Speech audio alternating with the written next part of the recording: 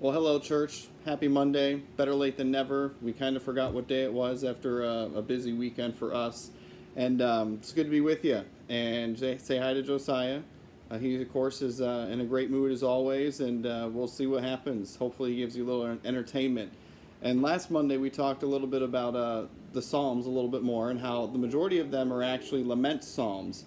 And those are the ones that when you read them, you can tell that the writer is in a sometimes a dark place, a troubled place, and they pour their heart out to God with their words. That's a lot of times where you can kind of find some of the, again, kind of the heart of just the struggle that they were in at the time. And so there's a song that I know a lot of you have heard me talk about before, and it's a song that we sing a lot in church, and at least for us growing up, we did. And it's the story behind it. It makes it more impactful for me, at least. And it was written by a man who had 5 children. And back in 1800, right before the Chicago fire, he had a son who passed away. And then the Chicago fire happened, and he was a lawyer and had a lot of his money and investments into property, and the fire burned all of that up. And so shortly thereafter, the economy kind of took a dip, and he decided, and his wife and 4 other children, his daughters, that they were going to move back to Europe. And so as he was wrapping up his final stuff back in Chicago, his wife and 4 daughters hopped on a ship and they were traveling back to Europe. In their travels, that boat struck another boat and went down. And the 4 daughters died, but the wife survived. And so when the wife got back or got on shore in Europe, she sent a note to her husband saying, saved alone. And of course, you can only imagine the devastation that he had in that time.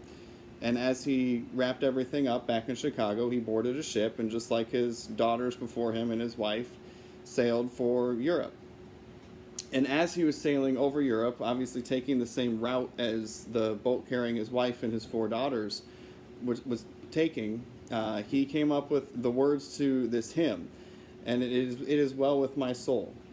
And it's a beautiful, and I pray, at least for me, when I come in hardships in my life, and of course I pray that we don't, and pray that none of you do either, but if we do and when we do, that my, I guess, attitude would be just like the words of this song, that when peace like a river attends my way, when sorrows like sea billows roll, whatever my lot, that you, God, have taught me to say that it is well with my soul.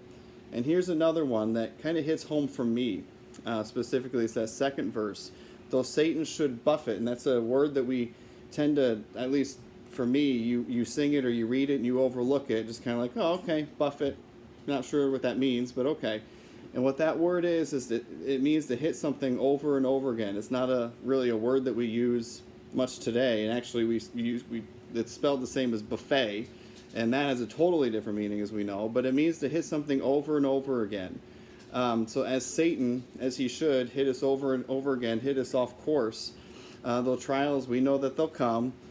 Let this blessed assurance, God's assurance, control, that Christ has regarded my helpless estate, me, and hath shed his own blood for my soul and for your soul. Wake up, buddy. And isn't that beautiful? Like, that's just the reminder that we need, especially when it just seems like for us, the last 2 months, it's just you wake up and not sure what the next day is going to bring, or if there is any hope on the horizon in a variety of ways.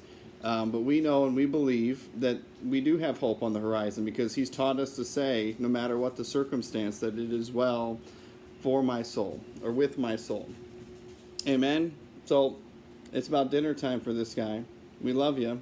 And that's all I got. We miss you. Have a great rest of your day, church. Have a great week.